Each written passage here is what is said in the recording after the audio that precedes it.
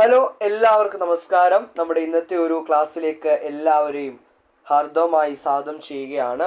നമ്മുടെ മലയാളം പദശുദ്ധി എന്ന് പറയുന്ന ടോപ്പിക്കാണ് നമ്മൾ ഇന്ന് ഡിസ്കസ് ചെയ്യുന്നത്. പദശുദ്ധിയിൽ നമ്മൾ കഴിഞ്ഞ 3 പാർട്ടുകളായിട്ട് നമ്മൾ പദശുദ്ധിയിൽ ഒരുപാട് ചോദ്യങ്ങൾ ഡിസ്കസ് ചെയ്തു.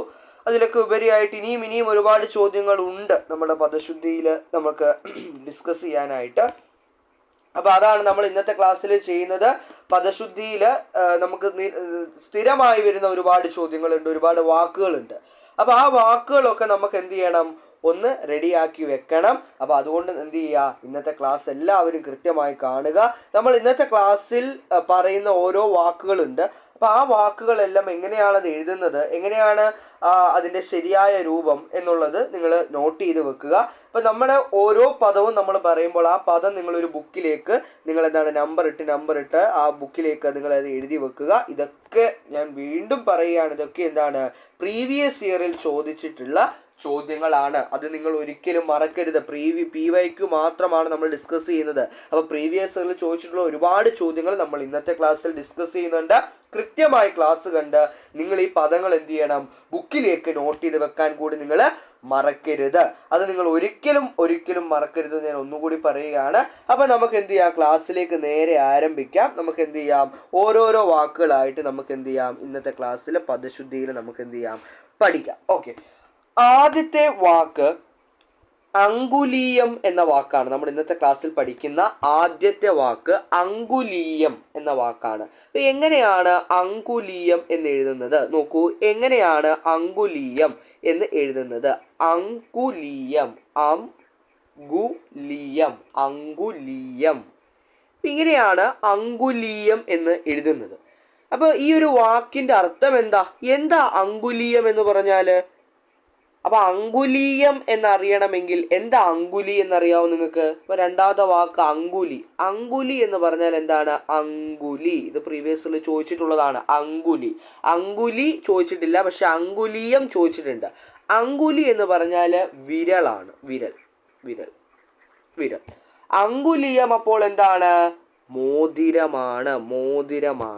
അപ്പോൾ അങ്കുലീയം എന്താണ്? മോതിരം. മനസ്സിലായോ? അപ്പം നമ്മൾ ഈ അങ്കുലി എന്ന് പറയുന്നത്, നമ്മൾ ഈ വിരലിനെയാണ് നമ്മൾ എന്ത് പറയുന്നത്? അങ്കുലി എന്ന് പറയുന്നത്. അപ്പം അങ്കുലീയം എന്ന് പറഞ്ഞാൽ എന്താണ്? അങ്കുലീയം നോക്കൂ, അങ്കുലീയം എന്ന് പറയുന്നത് മോതിരമാണ്. അപ്പം ഈ മോതിരം ഇടുന്ന ഒരു വിരലുണ്ടല്ലോ, അതിനെയാണ് നമ്മൾ എന്ത് പറയുന്നത്? അനാമിക എന്ന് പറയുന്നത്. അപ്പൊ അനാമിക എന്ന് പറഞ്ഞാൽ എന്താണ്? അനാമിക എന്ന് പറഞ്ഞാൽ നമ്മൾ ഈ മോതിരം നോക്കുക. അങ്കുലി എന്ന് പറയുന്നത് വിരലാണ്, നമ്മളിവിടെ പഠിച്ചു. അങ്കുലി വിരലാണ്.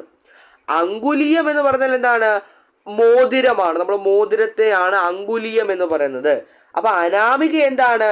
എടാ, ഈ മോതിരം നമ്മൾ ഇടുന്ന വിരലുണ്ടല്ലോ, മോതിര വിരൽ, ആ മോതിര വിരലിനെയാണ് നമ്മൾ അനാമിക എന്ന് പറയുന്നത്. അപ്പൊ അനാമിക എന്ന് പറഞ്ഞാൽ മോതിര വിരലാണ്.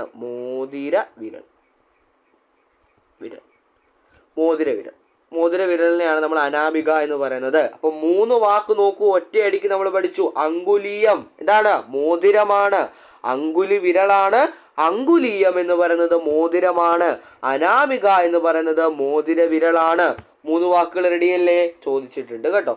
അപ്പോൾ നമുക്ക് അടുത്തതിലേക്ക് ഓരോരോ വാക്കുകളായിട്ട് നമുക്ക് നേരെ പോവാം. നോക്കൂ, ഞാൻ അതിന് മുമ്പ് കുറച്ച് പേജ് ആഡ് ചെയ്തിട്ടോട്ടെ. ഓക്കെ, അപ്പോൾ നമുക്ക് നോക്കാം. 4ാമത്തെ വാക്ക് ഏതാണ്? 4ാമത്തെ വാക്ക് നോക്കൂ, അടിയന്തരാവസ്ഥ എന്ന് എഴുതുമ്പോൾ അപ്പം പലർക്കും കൺഫ്യൂഷനുണ്ട്. അടിയന്തരാവസ്ഥയാണോ?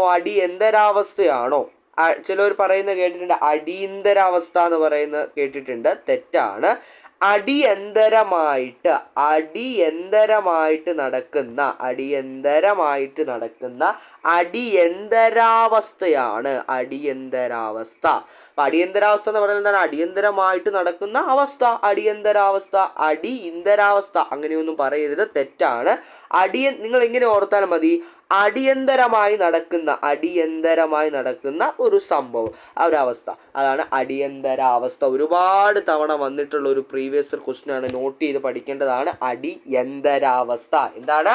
അടിയന്തരാവസ്ഥ. പറഞ്ഞ മനസ്സിലായോ? അതോടൊപ്പം തന്നെ അടിയന്തരമായി മുന്നോട്ട് വെക്കുന്ന ഒരു പ്രമേയമാണ് അടിയന്തര പ്രമേയം. ഈ അടിയന്തരാവസ്ഥയോടൊപ്പം നിങ്ങൾ പഠിക്കേണ്ടതാണ് അടിയന്തര പ്രമേയം. അപ്പോൾ അവിടെയും എന്താണ് അടിയന്തരമായി നൽകേണ്ട അല്ലെങ്കിൽ അടിയന്തരമായി ഉണ്ടാകുന്ന പ്രമേയം. അപ്പോൾ അത് അടിയന്തര പ്രമേയം. അടിയന്തര പ്രമേയം പ്രമേയം അടിയന്തര പ്രമേയം. ഇതും എന്താണ് നമ്മുടെ വാക്കിൽ ചോദിച്ചിട്ടുണ്ട്. അപ്പം ഒരിക്കൽ ഇതാ ഇങ്ങനെ തരും, അടിയന്തരാവസ്ഥ അടിയന്തരാവസ്ഥ അല്ലേ, ഇങ്ങനെ തരും അടിയന്തരാവസ്ഥ അടിയന്തരാവസ്ഥ. ഇതിൽ ചോദിക്കുന്നത് എങ്ങനെയാണ്? ശരിയായ പദമേത് എന്ന ചോദ്യമാണ്. പദശുദ്ധിയിൽ അങ്ങനെ ഒരു ചോദ്യമേ ഉള്ളൂ, ശരിയായ പദമേത് എന്നൊരു ചോദ്യമാണ്. പിന്നെ ചിലപ്പോൾ എന്താണ് ചില വാക്കുകളുടെ അർത്ഥം നിന്നിട്ട് ഈ അർത്ഥം വരുന്ന പദമേത്, അങ്ങനെയും ചോദിക്കാറുണ്ട്, കുറവാണ്. കൂടുതൽ ചോദ്യങ്ങളും വരുന്നത് ശരിയായ പദമേതാണ്. അപ്പോൾ ഇങ്ങനെ തെറ്റിച്ച് തന്നിട്ട് നിങ്ങളോട് ചോദിക്കുന്ന ഒരു ടൈപ്പ് ചോദ്യമാണ് ഈ അടിയന്തരാവസ്ഥ. ഒരുപാട് തവണ വന്നിട്ടുണ്ട്. നോക്കി കൃത്യമായി എന്ത് ചെയ്യുക, പഠിക്കാനായിട്ട് ശ്രമിക്കുക. അങ്ങനെയെങ്കിൽ നമുക്ക് ആറാമത്തെ വാക്കിലേക്ക് കിടക്കാം. ആറാമത്തെ വാക്ക് ചർവിത ചർവണം അല്ലേ. എന്താ ചർവിത ചർവണം എന്ന് പറയുന്നത്? ചർവിത ചർവണം ചർവിത ചർവണം ചർവിത ചർവണം. ഇപ്പൊ ഇവിടെ വ ആണ് കേട്ടോ. ഇപ്പൊ ചർവിത ചർവണം. ചർവിത ചർവണം എന്ന് പറഞ്ഞാൽ നമ്മൾ വീണ്ടും വീണ്ടും ഇങ്ങനെ പറയുക. ഞാൻ പദശുദ്ധിയുടെ ക്ലാസ് എടുക്കുമ്പോൾ ഒരു വാക്ക് വീണ്ടും വീണ്ടും വീണ്ടും അതിൻ്റെ അർത്ഥം പറയും, വീണ്ടും വീണ്ടും ഇങ്ങനെ റിപ്പീറ്റ് ചെയ്യും. അങ്ങനെ ആവർത്തിച്ച് പറയുന്നതിനെയാണ് നമ്മൾ ചർവിത ചർവണം നടത്തുക എന്ന് പറയുന്നത് അല്ലേ. ചർവിത ചർവണം പറയാതിരിക്കൂ എന്ന് നമ്മൾ പറയാറുണ്ട്. എന്താണ് ക്ലാസ് ഒക്കെ എടുക്കുമ്പോൾ ഒരു കാര്യം തന്നെ നമ്മൾ വീണ്ടും വീണ്ടും അല്ലേ നിങ്ങളുടെ തലയിലേക്ക് കയറാനായിട്ട് വീണ്ടും വീണ്ടും നമ്മൾ പറയും. അപ്പോൾ എന്താണ് ചർവിത ചർവണം നടത്തുക അല്ലേ. അപ്പോൾ അതാണ് ചർവിത ചർവണം എന്ന് പറഞ്ഞാൽ എന്താണ് റിപ്പീറ്റേഷൻ അല്ലേ. അതായത് ആവർത്തിച്ചു പറയുക. ആ വാക്കിൻ്റെ അർത്ഥം എന്ന് പറയുന്നത് ആവർത്തിച്ചു പറയുക ആവർത്തിച്ചു പറയുക. അതൊരു തവണ ചോദിച്ചിട്ടുണ്ട്. ആവർത്തിച്ചു പറയുക എന്ന് അർത്ഥം വരുന്ന വാക്ക് ഏതാണ്? ചുവടെ നൽകിയിരിക്കുന്നതിൽ ഏതാണ്? അപ്പോൾ അത് ചർവിത ചർവണമാണ്. ചർവിത ചർവണം എന്ന് പറഞ്ഞാൽ ആവർത്തിച്ചു പറയുക, റിപ്പീറ്റേഷൻ അല്ലേ. ഇപ്പം തന്നെ ഞാൻ ഈ ചർവിത ചർവണം 3-4 തവണ ചർവിത ചർവണം നടത്തി, റിപ്പീറ്റേഷൻ നടത്തി അല്ലേ. അതായത് ആവർത്തിച്ചു പറഞ്ഞു. അപ്പോൾ ആവർത്തിച്ചു പറയുക എന്നതാണ് ആ ഒരു വാക്കിൻ്റെ മീനിങ്. നേരെ നമ്മൾ അടുത്ത വാക്കിലേക്ക് പോകുന്നു. സജ്ജനം. സജ്ജനം എങ്ങനെയാ സജ്ജനം? സജ്ജനം എന്ന വാക്കിന്റെ അർത്ഥം അറിയാമല്ലോ, നല്ല ആളുകൾ അല്ലെ. നല്ല ആളുകളെയാണ് നമ്മൾ സജ്ജനം എന്ന് പറയുന്നത്. അതിന്റെ നേരെ വിപരീതമാണ് ദുർജനം. സജ്ജനത്തിന്റെ നേരെ വിപരീതമാണ് ദുർജനം എന്ന് പറയുന്നത്. അപ്പൊ സജ്ജനം എന്ന് എഴുതുമ്പോൾ സജ്ജനം ഇങ്ങനെയാണ് സജ്ജനം എന്ന് എഴുതുന്നത്. അപ്പൊ സജ്ജനം എന്ന് പറഞ്ഞാൽ എന്താന്ന് വെച്ചാൽ രണ്ടല്ല നല്ല ആളുകൾ. നല്ല ആളുകളെയാണ് നമ്മൾ എന്ത് പറയുന്നത്? സജ്ജനം. നല്ല ആളുകൾ അതിനെയാണ് നമ്മൾ സജ്ജനം എന്ന് പറയുന്നത്. ഈ സജ്ജനത്തിന്റെ നേരെ ഓപ്പോസിറ്റ് ആണ് മറ്റൊരു പദം നമുക്ക് ഇതിന്റെ കൂട്ടത്തിൽ ദുർജനം. അപ്പോൾ ഈ ദുർജനം എന്ന് എഴുതുമ്പോൾ നിങ്ങൾ വിചാരിക്കും സജ്ജനത്തിന് 2 ജ ഉണ്ട്, അപ്പൊ ദുർജനത്തിന് 2 ജ ഉണ്ട് എന്ന് നിങ്ങൾ വിചാരിക്കും. ഇങ്ങനെ 2 ജ ഉണ്ട് എന്ന് വിചാരിക്കും. ഇത് തെറ്റാ. ദുർജനത്തിന് എന്താന്ന് വെച്ചാൽ 2 ജ ഇല്ല. എന്താണ് ദുർജനം എന്ന് എഴുതുമ്പോൾ നമ്മൾ 1 ജായാണ് ഉപയോഗിക്കുക. ദുർജനം ഇങ്ങനെ ഒരു പദമാണ് ദുർജനത്തിനുള്ളത്. ഈ സജ്ജനത്തിന് നേരെ ഓപ്പോസിറ്റ് പദമാണ് എന്ത്? ദുർജനം അല്ലേ, ദുർജനം. അപ്പോൾ അതുകൂടി ഞാൻ ഈ കൂട്ടത്തിൽ പറഞ്ഞു പോയി എന്നാണ് പറഞ്ഞു പോയതേ ഉള്ളൂ. അടുത്ത വാക്ക് നമ്മളുടെ 9ാമത്തെ വാക്കാണ്. നോക്കൂ, സുഹൃദ്വലയനം. നോക്കൂ, സുഹൃദ്വലയം. സുഹൃദ്വലയം എന്ന് പറഞ്ഞാൽ എന്താണ്? സുഹൃത്ത് പ്ലസ് വലയമാണ് അല്ലേ. അതായത് നോക്കൂ, ആ വാക്കൊന്ന് പിരിക്കാം. ഞാൻ പറയുമ്പോൾ കുറച്ച് ബുദ്ധിമുട്ടുണ്ട് ആ വാക്ക്. അപ്പം അതുകൊണ്ട് ഞാൻ ആദ്യമേ ഒന്ന് പിരിക്കാം. സുഹൃത്ത് പ്ലസ് വലയം. സുഹൃത്ത് പ്ലസ് വലയം. അപ്പം നോക്കൂ, സുഹൃത്ത് പ്ലസ് സുഹൃത്ത് പ്ലസ് വലയം അങ്ങനെയാ പിരിക്കുമ്പോൾ കേട്ടോ. പിരിക്കുമ്പോൾ ശ്രദ്ധിച്ചോളൂ, സുഹൃത്ത് പ്ലസ് വലയമാണ്.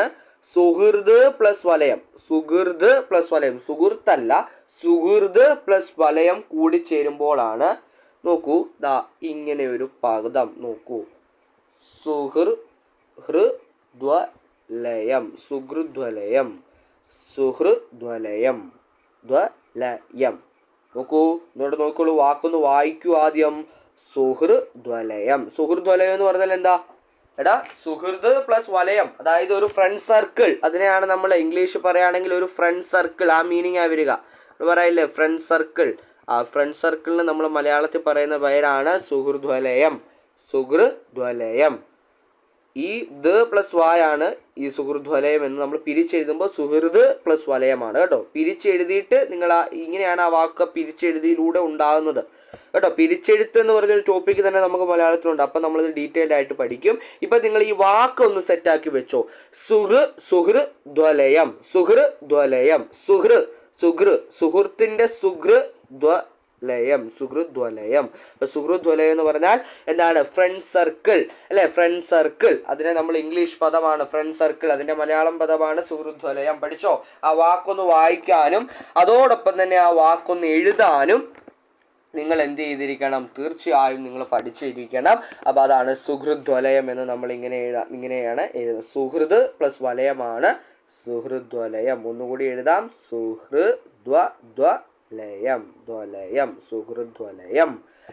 ഇപ്പൊ സുഹൃദ്വലയം എന്ന വാക്ക് കിട്ടിയല്ലോ. അതാ ഇങ്ങനെയാണ് സുഹൃദ്വലയം എന്ന് എഴുതുന്നത്. തെറ്റായിട്ട് ഒരുപാട് രീതിയിൽ നിങ്ങൾ കാണും.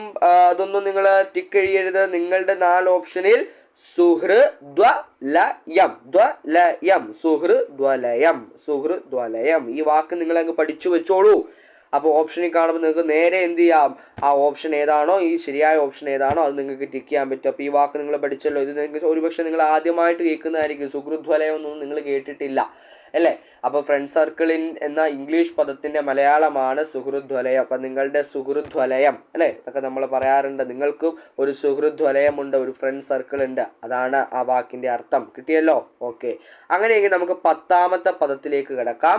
നമ്മുടെ 10ാമത്തെ പദം എന്ന് പറഞ്ഞാൽ ഒരു തവണ പ്രീവിയസ് ഇയറിൽ നമ്മുടെ PSCയിൽ വന്നിട്ടുള്ളൊരു ചോദ്യം എന്ന് പറഞ്ഞാൽ കൂനുള്ള എന്ന എന്ന അർത്ഥം വരുന്ന പദം ഏത്? കൂനുള്ള എന്ന അർത്ഥം വരുന്ന പദം ഏത് എന്നൊരു ചോദ്യം വന്നിട്ടുണ്ട്. അപ്പൊ കൂനുള്ള എന്ന അർത്ഥം വരുന്ന ഒരു പദമാണ് മന്ദര. അപ്പൊ മന്ദര എന്ന് എഴുതുന്നതും നിങ്ങൾ പഠിച്ചു വെക്കണം. കാരണം ഒരു തവണ എന്താണ് ചൂടെ തന്നിരിക്കുന്നതിൽ ശരിയായ പദം ഏത് എന്നും ഒരു ചോദ്യം മന്ദര വന്നിട്ടുണ്ട്. അപ്പൊ മന്ദര ഒരുപാട് തവണ വന്നിട്ടുള്ള റിപ്പീറ്റഡ് ആയിട്ട് വന്നിട്ടുള്ള ഒരു ചോദ്യമാണ് മന്ദര. മന്ദര എന്ന വാക്കിന്റെ അർത്ഥം എന്താണ്? അതിന്റെ അർത്ഥം എന്താ ഇവിടേക്ക് കൊടുക്കാം. മന്ദര എന്ന വാക്കിന്റെ അർത്ഥം കൂനുള്ള.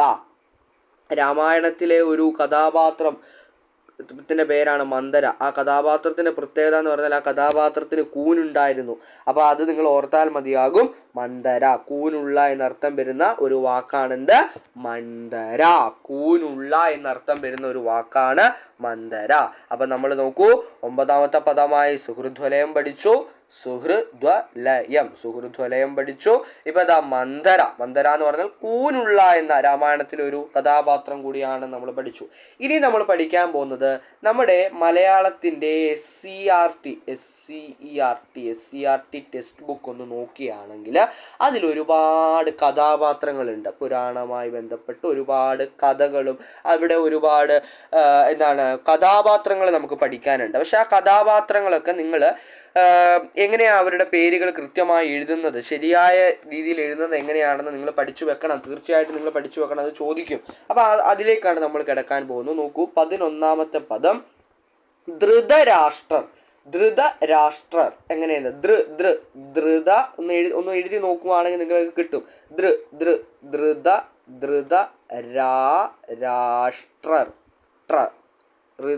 ധൃതരാഷ്ട്രർ. ഈ ധൃതരാഷ്ട്രർ എന്ന് പറഞ്ഞാൽ എന്താണ്? ധാർത്തരാഷ്ട്രത്തിലെ അധിപൻ. ഇതാണ് ധൃതരാഷ്ട്രർ എന്ന പദത്തിന്റെ അർത്ഥം എന്താണ്? ധാർത്ത രാഷ്ട്രത്തിലെ അധിപൻ എന്നാണ്. നോക്കൂ, ഞാനിവിടെ എഴുതി തരാം. ധാർത്ത രാഷ്ട്രത്തിലെ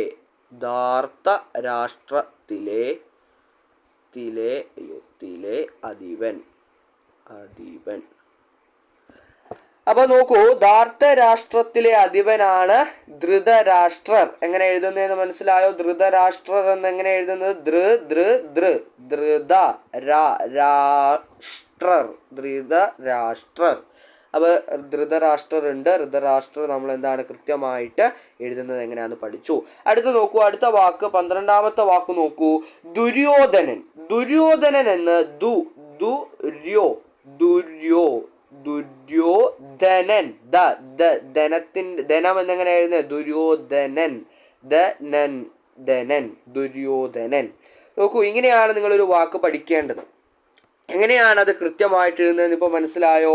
ദുര്യോധനൻ എന്ന് പറയുന്ന മനസ്സിലായോ എങ്ങനെ എഴുതുന്നത്? ഇതൊക്കെ നമ്മുടെ പുസ്തകത്തിലുള്ള ചില കഥാപാത്രങ്ങളാണ്, പരസ്യമായിട്ട് പുസ്തകത്തിൽ പഠിക്കാനുള്ള കഥാപാത്രങ്ങൾ. അപ്പോൾ അതൊക്കെ എങ്ങനെയാണ് ശരിയായ രീതിയിൽ എഴുതുന്നത് നിങ്ങൾ പഠിച്ചു വെക്കണം. ചോദിക്കാൻ ഒരുപാട് ചാൻസ് ഉള്ളതാണ്, കഥാപാത്രങ്ങളാണ് കേട്ടോ. ദുര്യോധനൻ നിങ്ങൾക്കറിയാമല്ലോ. അപ്പോൾ ദുര്യോധനൻ എന്ന് എഴുതുന്നത് എങ്ങനെയാണ്? ദു ദു ര്യോ ര്യോ ദുര്യോധനൻ. ധനം എന്നെങ്ങനെ എഴുതുന്നത്? ധനൻ. ദുര്യോധനൻ. ഇങ്ങനെ പഠിച്ചു വെക്കണേ, ഇങ്ങനെ പഠിച്ചു വെക്കണം. അപ്പൊ ധൃതരാഷ്ട്രർ പഠിച്ചു. എങ്ങനെയാ ധൃതരാഷ്ട്രർ എന്ന് എഴുതുന്നതെന്ന് പഠിച്ചു. ധൃതരാഷ്ട്രർ എങ്ങനെയാണ്? ദുര്യോധനൻ. ധനം എന്ന് എഴുതുന്നത് എങ്ങനെയാണെന്ന് അറിയണം. ധനൻ. ഓക്കെ. അടുത്തത് 13ാമത്തെ വാക്ക് നോക്കൂ. നമ്മുടെ ക്ലാസ്സിലെ ഇന്നത്തെ ക്ലാസ്സിലെ 13ാമത്തെ വാക്ക്. ഒരുപാട് വാക്കുകൾ ഇന്നത്തെ ക്ലാസ്സിൽ നമ്മൾ പഠിക്കും. ദ്രൗപദി. അപ്പോൾ ഈ പലരും വിചാരിക്കും ദ്രൗപദി എന്ന് എഴുതുമ്പോൾ ദ്രൗപദി ഇങ്ങനെയാണ് എഴുതുന്നത്. ഇത് തെറ്റാണ്, ഇങ്ങനെയല്ല. ഇത് ഇങ്ങനെയാണ്, തെറ്റാണിത്, ഇങ്ങനെയല്ല എഴുതുന്നത്. ദ്രൗപദി എന്ന് എഴുതുമ്പോൾ തെറ്റായിട്ടുള്ള ഞാൻ ആദ്യമേ കാണിച്ചതെന്നാണ്. നിങ്ങൾ അത് പോയി ടിക്ക് ചെയ്യരുത്. കാരണം എന്താണ്? ദ്രൗപദി എന്ന് എഴുതുമ്പോൾ ദി ഏത് ദായ? ദി ദോശയുടെ ദായാണ്, ദോശയുടെ ദായാണ് അല്ലേ? ഇപ്പൊ ദ്രൗപദി എന്ന് പറയുന്നത് ദ്രുപദന്റെ പുത്രി എന്നാണ് അർത്ഥം. ദ്രൗപദി എന്ന് പറയുന്നത് എന്താണ്? ദ്രുപദന്റെ പുത്രി. ദ്രുപദന്റെ പുത്രി. ദ്രുപദന്റെ പുത്രിയാണ് ആര്? ദ്രൗപദി. അപ്പൊ ദ്രുപദന്റെ പുത്രിയാണ് ദ്രൗപദി. അപ്പൊ ദ്രുപദന്റെ പുത്രി ദ്രൗപദി എന്ന് എഴുതുമ്പോൾ ദ്രൗപദി ഈ ദായാണ്, ദോശയുടെ ദായാണെന്ന് ഓർത്തു വെച്ചോണം. ദ്രൗപദിക്ക് ദോശയുടെ ദായാണ് ദ്രൗപദി. അതായത് നോക്കൂ, ഈ ദായും എന്താ? ദോശയുടെ ദായാണ് അല്ലേ? അപ്പൊ ദോശയുടെ ദാ ഏതാണെന്ന് കൂടി നിങ്ങൾക്ക് അറിയണം, ഇല്ലേ? അത് പറ്റത്തില്ല. അപ്പൊ ദ്രൗപദി എന്നിങ്ങനെയാണ് എഴുതുന്നത്. ഇതൊരു തവണ ചോദിച്ചിട്ടുണ്ട്. ദ്രൗപദി ഒന്ന് നോക്കി വെച്ചോളൂ. ദ്രുപദന്റെ പുത്രി ദ്രൗപദി. അപ്പൊ എഴുതുമ്പോ ഈ പതി ഈ തായല്ല, ഈ ദ ആണ്, ദോശയുടെ ദായാണ് ദ്രൗപദി. അപ്പൊ അത് മനസ്സിലോട്ട് സെറ്റാക്കിയോ? ദ്രൗപദി സെറ്റാക്കിയില്ലേ? ഓക്കെ. അങ്ങനെയെങ്കിൽ അടുത്ത് 14ാമത്തെ നമ്മുടെ വാക്ക് തൊഴിലധിഷ്ഠിതം എന്നൊരു വാക്ക് അല്ലേ? നമ്മൾ കേട്ടിട്ടുണ്ട് കോഴ്സുകൾ തിരഞ്ഞെടുക്കുമ്പോൾ തൊഴിൽ +2-നൊക്കെ ശേഷം നമ്മൾ എന്താണ്, 12-നൊക്കെ ശേഷം നമ്മൾ കേട്ടിട്ടുണ്ട് തൊഴിലധിഷ്ഠിത കോഴ്സുകൾ തിരഞ്ഞെടുക്കുക എന്ന് നമ്മൾ കേട്ടിട്ടുണ്ട്. തൊഴിലധിഷ്ഠിതം അതെന്താണ്? അതായത് നമുക്ക് അതിനോടൊപ്പം ആ ഒരു കോഴ്സ് പഠിക്കുന്നതോടൊപ്പം നമുക്ക് എന്താണ്, ഒരു തൊഴിൽ കൂടി ചെയ്യാനായിട്ട് നമ്മൾ പ്രാപ്തരാകുന്ന തരത്തിലുള്ള കോഴ്സുകളാണ് തൊഴിലധിഷ്ഠിതം എന്ന് പറയുന്നത്. അപ്പം എങ്ങനെയാണ് നമ്മൾ തൊഴിലധിഷ്ഠിതം എന്ന് എഴുതുന്നത്? തൊഴിലധിഷ്ഠിതം.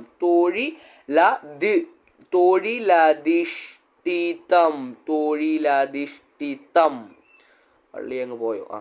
തൊഴിലധിഷ്ഠിതം. ഇങ്ങനെയാണ് തൊഴിലധിഷ്ഠിതം എന്ന് എഴുതുന്നത്. ഒരുപാട് തവണ വന്നിട്ടുണ്ട്. ഒന്ന് നോക്കി വെച്ചോളൂ. വളരെ ഇമ്പോർട്ടൻ്റ് ആയിട്ടുള്ളൊരു വാക്കാണ് നമ്മുടെ തൊഴിലധിഷ്ഠിതം എന്ന വാക്ക്. ഇങ്ങനെയാണ് നമ്മൾ തൊഴിലധിഷ്ഠിതം എന്ന് കൃത്യമായി നമ്മൾ ഇങ്ങനെയാണ് എഴുതുന്നത്. നിങ്ങൾ ഒന്നുകൂടി ബുക്കിലേക്ക് ഒന്നുകൂടി ഒന്ന് എഴുതിക്കോളൂ. തൊഴിലധിഷ്ഠിതം എന്ന് പറഞ്ഞെഴുതുമ്പോൾ ഈ വാക്കൊക്കെ നിങ്ങളൊന്ന് കൃത്യമായി ഒന്ന് ഉച്ചരിക്കുമ്പോൾ തന്നെ ഏത് വാക്കാണ് അവിടെ വരുന്നത് എന്നുള്ളത് നിങ്ങൾക്ക് കൃത്യമായിട്ട്, ഏത് അക്ഷരമാണ് വരുന്നത് എന്നുള്ളത് കൃത്യമായിട്ട് നിങ്ങൾക്ക് കിട്ടും. അപ്പം അതുകൊണ്ട് അന്ന് പറഞ്ഞ് തന്നെ നിങ്ങൾ എന്ത് ചെയ്യുക, ഒന്ന് പഠിക്കുക. തൊഴിലധിഷ്ഠിതം തായാണ്. ഓക്കെ. അപ്പൊ ആ ഒരു പദം പഠിച്ചു. അടുത്ത പദത്തിലേക്ക് നമുക്ക് പോവാം. 15ാം പദം ഏതാണ്? കർമ്മോത്സുകൻ. എന്താണ് കർമ്മോത്സുകൻ? എന്താ ആ വാക്കിന്റെ അർത്ഥം? കർമ്മോത്സുകൻ.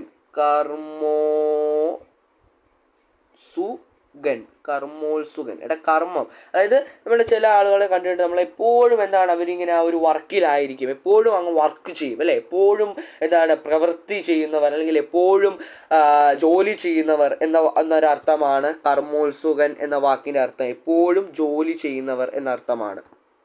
എപ്പോഴും ജോലി ചെയ്യുന്നവർ എന്നർത്ഥം. എപ്പോഴും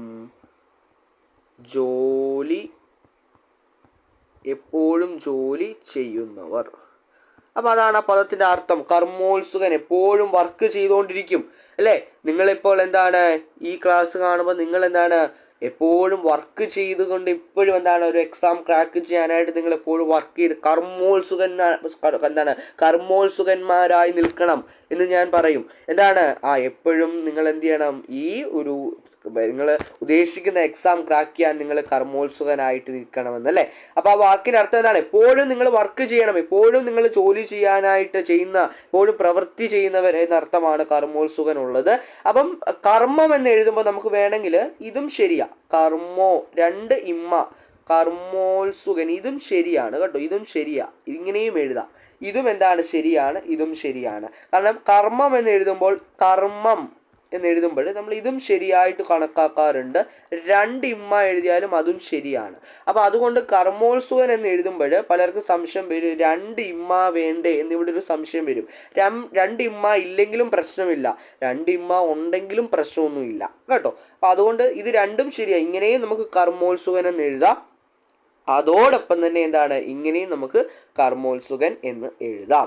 അപ്പോൾ നിങ്ങൾക്കൊരു സംശയം കാണും, ഓപ്ഷനിൽ അപ്പോൾ 4 ഓപ്ഷനിൽ ഇത് രണ്ടും ഉണ്ടെങ്കിൽ നിങ്ങൾ ഏത് ചെയ്യും? അങ്ങനെ 2 ഓപ്ഷനും ഉണ്ടെങ്കിൽ അതൊരു ക്യാൻസൽഡ് ക്വസ്റ്റ്യൻ ആയിട്ട് മാറും, നിങ്ങളത് അറ്റൻഡ് ചെയ്യേണ്ട കാര്യമില്ല. കാര്യം രണ്ടും ശരിയാണെങ്കിൽ അത് ക്യാൻസൽ ചെയ്യും ആ ക്വസ്റ്റ്യൻ കേട്ടോ. ഞാനത് പറഞ്ഞതേ ഉള്ളൂ. അപ്പോൾ അടുത്തത് 16ാമത്തെ വാക്കാണ്. 16ാമത്തെ വാക്ക് അസ്തപ്രജ്ഞൻ എന്നാണ്. ആ വാക്കിൻ്റെ അർത്ഥം അസ്തപ്രജ്ഞൻ എന്ന വാക്കിൻ്റെ അർത്ഥം നോക്കൂ. അസ്തപ്രജ്ഞൻ, പ്രജ്ഞ, പ്രജ്ഞൻ, അസ്തപ്രജ്ഞൻ. എടാ പ്രജ്ഞൻ എന്ന് പറഞ്ഞാൽ എന്താണ്? പ്രജ്ഞ എന്ന് പറഞ്ഞാൽ ബുദ്ധിയാണ്. അസ്തമിക്കുക, അതായത് അസ്തമിച്ച ബുദ്ധി, നമ്മുടെ ബുദ്ധി അസ്തമിക്കുക, അതിനെയാണ് നമ്മൾ അസ്തപ്രജ്ഞൻ എന്ന് പറയുക. നമ്മുടെ ബുദ്ധി പെട്ടെന്ന് അങ്ങ് അസ്തമിച്ചു പോവുക. നമ്മളെല്ലാം പഠിച്ചിട്ട് പോവും, എന്നിട്ട് എന്താണ്, നമ്മുടെ പരീക്ഷ കേന്ദ്രത്തിലേക്ക് കയറി നമ്മുടെ പരീക്ഷയുടെ പേപ്പർ ഇങ്ങോട്ട് കിട്ടി ഒരു ചോദ്യം വായിക്കും, നമുക്കത് അറിയാവുന്നതായിരിക്കും. പക്ഷെ പെട്ടെന്ന് ഒരു നിമിഷത്തേക്ക് നമ്മൾ അസ്തപ്രജ്ഞരായി മാറും. എന്നാണ്, നമ്മുടെ ബുദ്ധി പെട്ടെന്ന് അങ്ങ് മരവിച്ചു പോകും. പെട്ടെന്നൊരു ആക്സിഡൻറ്റ് അല്ലെങ്കിൽ പെട്ടെന്നൊരു വണ്ടി നമ്മുടെ മുമ്പിലേക്ക് വരുമ്പോൾ എന്താ ചെയ്യേണ്ടതെന്ന് പെട്ടെന്ന് അറിയാതെ നമ്മുടെ ബുദ്ധി പെട്ടെന്ന് അങ്ങ് എന്ത് ചെയ്യും, നമ്മൾ അസ്തപ്രജ്ഞരായി പോകും അല്ലേ. അപ്പോൾ അതാണ് അസ്തപ്രജ്ഞൻ. ആ വാക്കിൻ്റെ അർത്ഥം പിടികിട്ടിയോ? അതായത് ബുദ്ധി മരവിക്കുക, അല്ലെങ്കിൽ ബുദ്ധി എന്താണ് മരവിക്കുന്നതിലൂടെ അസ്തമിക്കുക, അതായത് അസ്തമിക്കുന്നു.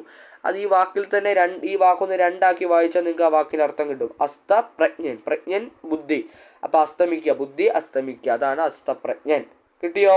ഓക്കെ, വാക്ക് എഴുതി വെക്കുക, ബുക്കിലേക്ക് എഴുതി വെക്കുക. അടുത്ത വാക്കാണ് യശശരീരൻ. നോക്കൂ, യശശരീരൻ നമ്മൾ യശം ശരീരൻ, ഇങ്ങനെ നമുക്ക് യശശരീരൻ എഴുതാം. ഇത് ശരിയാ. ഇനി മറ്റൊരു രീതിയിലും നമുക്ക് എഴുതാം. നോക്കൂ അതെങ്ങനെയാന്ന്. നോക്കൂ, മറ്റൊരു രീതിയിലും എഴുതാം. ഇത് രണ്ട് ആയിട്ട് യശരീരൻ, ഇങ്ങനെയും നമുക്ക് എഴുതാം. യശരീരൻ, ഇതും ശരി. അതായത് രണ്ടാമത് 2 ഷ വരും, ഇതും ശരിയാണ്. അപ്പോൾ നോക്കൂ, 2 രീതിയിൽ നമുക്ക് യശരീരൻ എഴുതാം. ഒന്ന് ശരീരൻ, ഇതാണ് കൂടുതൽ നമ്മൾ ചോദ്യപേപ്പറിൽ കണ്ടിട്ടുള്ളത്. ഇതാണ് കൂടുതൽ ചോദ്യപേപ്പറിൽ കണ്ടിട്ടുള്ളത്. ഇതും ശരി തന്നെയാണ്, ഇങ്ങനെയും എഴുതാം. ഓക്കെ, അതായത് യാ എഴുതി അതോടൊപ്പം തന്നെ ഷ എഴുതി, പിന്നെ അടുത്തത് 2 ഷ എഴുതാം. അപ്പം ശരീരൻ, യശരീരൻ എന്ന് തന്നെയാണ് വായിക്കുന്നത്. അതുകൂടാതെ ആദ്യം ഒരു യാ എഴുതി, പിന്നെ ഒരു ഷ എഴുതി, പിന്നെ എന്താണ് യശം ശരീരൻ, അതും ശരിയാണ്. യശം ശരീരൻ, അതും ശരിയാണ്. പിന്നെ ഷ എഴുതി, അതും ശരിയാണ്. റെഡിയാണല്ലോ. അപ്പോൾ ഇങ്ങനെ 2 രീതിയിൽ നമുക്ക് യശശരീരം എഴുതാം. ഒന്ന് നോട്ട് ചെയ്യണേ, വളരെ പ്രധാനപ്പെട്ടതാണ്. നമ്മളിപ്പോൾ 17 വാക്കായി, അടുത്ത 18ാമത്തെ വാക്ക്. ഇന്ന് ഒരുപാട് വാക്കുകൾ നമ്മൾ ഇന്നത്തെ ക്ലാസ്സിൽ അങ്ങ് ഡിസ്കസ് ചെയ്യുകയാണ്. കാര്യം അടുത്ത ഒരു 2 ക്ലാസ്സോടുകൂടി നമുക്ക് എന്ത് ചെയ്യണം, പദശുദ്ധി മുഴുവനും നമ്മൾ എന്ത് ചെയ്യും, കംപ്ലീറ്റ് ചെയ്യും. അടുത്തൊരു 2 ക്ലാസ് കൂടെ ഉണ്ട്. അപ്പോൾ നമ്മളൊരു ഏകദേശം ഇപ്പോൾ ഒരു 3 ക്ലാസ് നമ്മൾ നമ്മുടെ ചാനലിൽ അപ്ലോഡ് ചെയ്തിട്ടിട്ടുണ്ട് പദശുദ്ധിയുടെ തന്നെ. റിപ്പീറ്റേഷൻ അങ്ങനെ ഒരുപാട് റിപ്പീറ്റേഷൻ ഒന്നും വന്നിട്ടില്ല. ചില വാക്കുകളൊക്കെ ഒന്ന് കഴിഞ്ഞ ക്ലാസ്സുകളിൽ ചോദ്യമായിട്ട് ഡിസ്കസ് ചെയ്തപ്പോൾ ഈ ക്ലാസ്സുകളിൽ കയറി വരാം. അത് പ്രശ്നമില്ല, കുറച്ചുകൂടെ നിങ്ങൾക്ക് അത് ക്ലിയർ ആകും. അപ്പം അടുത്ത 2 ക്ലാസ്സോടുകൂടി നമ്മൾ പദശുദ്ധി കംപ്ലീറ്റ് ചെയ്തിട്ട് അടുത്ത ടോപ്പിക്കിലേക്ക് നമ്മൾ കയറും.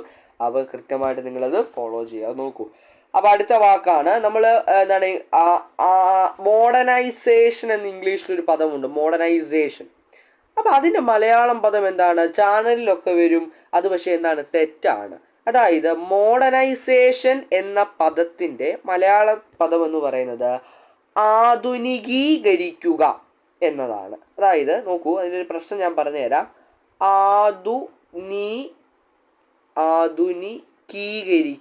ആധുനികീകരിക്കുക. ഇതാണ് ശരി. നിങ്ങൾ വിചാരിക്കും ഇത് തെറ്റാ, ആധുനികരിക്കുക എന്നുള്ളതാണ്. അവിടെ ഒരു കീ എക്സ്ട്രാ വരുന്നുണ്ട്, കീ. അത് കണ്ടോ നിങ്ങൾ? അപ്പം ചാനലുകാരൊക്കെ ന്യൂസ് ചാനൽ ഉൾപ്പെടെ പറയുന്നത് ആധുനികരിക്കുക എന്ന് പറയും.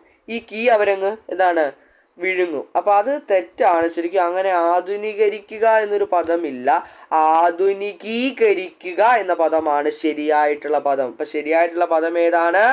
ആധുനികീകരിക്കുക. അപ്പോൾ ഒരു കീ അവിടെയുണ്ട്.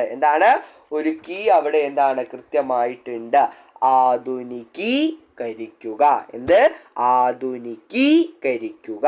എൻ്റെ കൂടെ പറയൂ, ആധുനികീകരിക്കുക. അപ്പൊ അവിടെ ഒരു കീ വന്ന കണ്ടോ?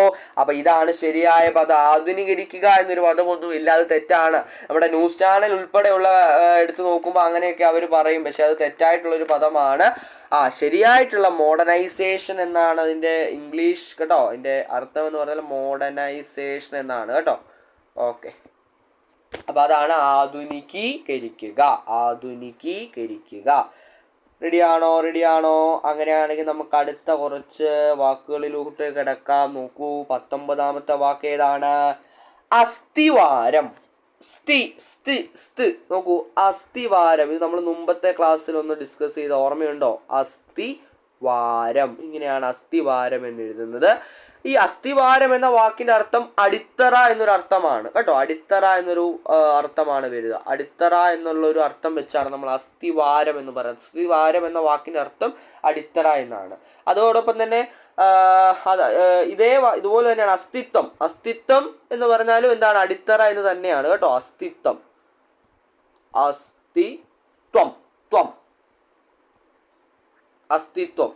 അതിന്റെ അർത്ഥവും അടിത്തറ എന്ന് തന്നെയാണ്. അപ്പൊ അസ്ഥിവാരവും അസ്തിത്വവും ഒരുപോലെ തന്നെയാണ് കേട്ടോ. അതിന്റെ കൂടെ നിങ്ങൾ പഠിച്ചു വെക്കേണ്ടതാണ്. ഓക്കെ, അപ്പൊ 2 വാക്ക് പെട്ടെന്ന് നമ്മൾ പഠിച്ചു. ഏതൊക്കെയാണ്? അസ്ഥിവാരം, അസ്തിത്വം. ഓക്കെ, അടുത്ത നോക്കൂ, അടുത്ത വാക്ക് ഉദ്ഘോഷണം നടത്തുക എന്ന് പറഞ്ഞാൽ നമ്മൾ ഒരു ക്ലാസ്സിൽ അങ്ങോട്ട് കയറി ഉദ്ഘോഷണം നടത്തി അല്ലേ? അതായത് അല്ലെങ്കിൽ നമുക്ക് പറയാം വലിയ വലിയ നമ്മുടെ മഹത് വ്യക്തികളുടെ ഉദ്ഘോഷണങ്ങൾ എന്ന് നമ്മൾ പറയാറുണ്ട് അല്ലേ?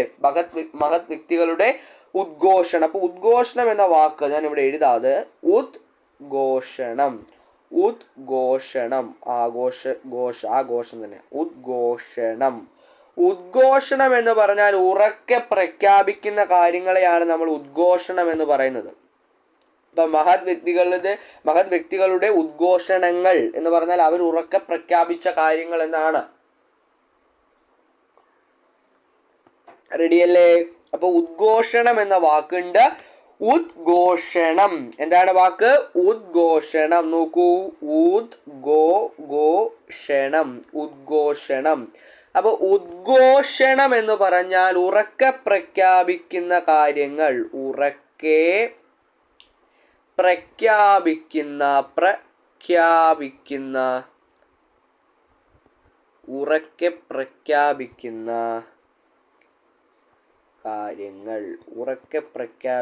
കാര്യങ്ങൾ അതാണ് ഉദ്ഘോഷണം. അത് നമ്മുടെ 21ാമത്തെ വാക്കാണ്. 22ാമത്തെ വാക്കിലേക്ക് നമ്മൾ കയറുകയാണ്. 22ാമത്തെ ഉദ്ഘോഷണം പറഞ്ഞപ്പോഴാണ് ഒരു തവണ ചോദിച്ചിട്ടുള്ള ഉദ്ഭവം. അതിനൊരു പ്രശ്നമുണ്ട്. എന്താണെന്നറിയാവോ? ഈ ഉദ്ഭവം എന്ന വാക്ക് ശരിയായിട്ട് എഴുതുന്നത് എങ്ങനെയാണെന്നറിയാവോ? ഏറ്റവും കറക്റ്റായിട്ട് എഴുതുന്നത് ഉദ്ഭവമാണ്. ഇതാണ് ശരിയായിട്ട്, ഇങ്ങനെയാണ് എഴുതേണ്ടത്. പക്ഷേ നമ്മളിങ്ങനെ ചോദ്യ പേപ്പറിൽ ഈ ഒരു ഓപ്ഷൻ കാണില്ല. അതായത് ഉദ്ഭവം എന്ന വാക്ക് എഴുതുന്നതിൽ നമ്മുടെ 4 ഓപ്ഷൻ ഉണ്ടല്ലോ, ABCD 4 ഓപ്ഷൻ. ആ 4 ഓപ്ഷനിലും ഈ ഉദ്ഭവം കാണില്ല. അപ്പോൾ ഏത് ഉദ്ഭവ? PSCയുടെ നമ്മുടെ ആൻസർ കീ വന്നപ്പോൾ ഒരു തവണ അവരുടെ ഉദ്ഭവം എന്ന് പറയുന്നത് അവർ ശരിയായിട്ടുള്ള ഇതിൽ എടുത്തിരിക്കുന്നത് ഇതാണ് ഉദ്ഭവം. ഇത് ശരിയാണെന്നുള്ള രീതിയിലാണ് PSCയുടെ ഇതിൽ വന്നിരിക്കുന്നത്. ശരിക്കും ഉദ്ഭവം ശരിയായിട്ട് കറക്റ്റായിട്ട് എഴുതുന്നത് ഇങ്ങനെയാണ്. പക്ഷേ PSCയുടെ ഓപ്ഷനിൽ ഇത് ശരിയാണ് എന്ന് വന്ന് പറഞ്ഞിട്ടുണ്ട്. അവർ പറഞ്ഞിട്ടുണ്ട് ഇത് ശരിയാണ് എന്ന ഓപ്ഷനിൽ പറഞ്ഞിട്ടുണ്ട്. അപ്പോൾ ഓപ്ഷനിൽ നിങ്ങളിപ്പോൾ ഇത്രയും ശ്രദ്ധിച്ചാൽ മതി. ഓപ്ഷനിൽ ഈ ഉദ്ഭവം ഉണ്ടെങ്കിൽ ഇത് നിങ്ങൾ ടിക്ക് ചെയ്തോ. ഇനി ഈ ഉദ്ഭവം ഇല്ല എങ്കിൽ ഈ ഉദ്ഭവം നിങ്ങൾ ടിക്ക് ചെയ്യുക. അപ്പോൾ ഇത് രണ്ടും നിങ്ങൾ ഒരുമിച്ച് പഠിച്ചോ. രണ്ടും നിങ്ങൾ ഒരുമിച്ച് പഠിച്ചോ, കാരണം നമുക്കറിയില്ല അവർ ഏത് ഉദ്ഭവ ഓപ്ഷനിൽ ഇടുന്നതെന്ന്. അപ്പോൾ ഈ രണ്ടും ശരിയാണെന്നുള്ള രീതി നിങ്ങൾ പഠിച്ചോളുക. ഉദ്ഭവം എന്ന് ശരിയായിട്ട് എഴുതുന്നത് ശരിക്കും പറഞ്ഞാൽ ഇങ്ങനെയാണ്, ഉദ്ഭവം, ഇതാണ് ശരി. ഇനി ഇത് ഓപ്ഷനിൽ ഇല്ല എങ്കിൽ നിങ്ങൾ ഇങ്ങനെ ഉദ്ഭവം എന്ന് എഴുതിക്കോളും, പ്രശ്നമില്ല. ഇതും ശരിയാണെന്ന് PSC പറഞ്ഞിട്ടുണ്ട്. ഉദ്ഭവം. റെഡിയല്ലേ? അപ്പോൾ ആ രണ്ട് കാര്യങ്ങൾ, ആ രണ്ട് വാക്കുകൾ നമ്മൾ പഠിച്ചു. ഇനി 23ാമത്തെ വാക്കിലേക്ക് നമ്മൾ കിടന്നോട്ടെ. റെഡിയല്ലേ? 23ാമത്തെ വാക്ക് ഏതാണ്? വേഗം നോക്കൂ. 23ാമത്തെ ഉദ്ഭവം നമ്മൾ പറഞ്ഞു. അപ്പോഴാണ് എനിക്ക് പെട്ടെന്ന് ഓർമ്മ വന്ന ഉത്കണ്ഠ എന്ന്, അല്ലെ? ആൻസൈറ്റി എന്ന് നമ്മൾ ഇംഗ്ലീഷിൽ പറയും. ഉത്കണ്ഠ,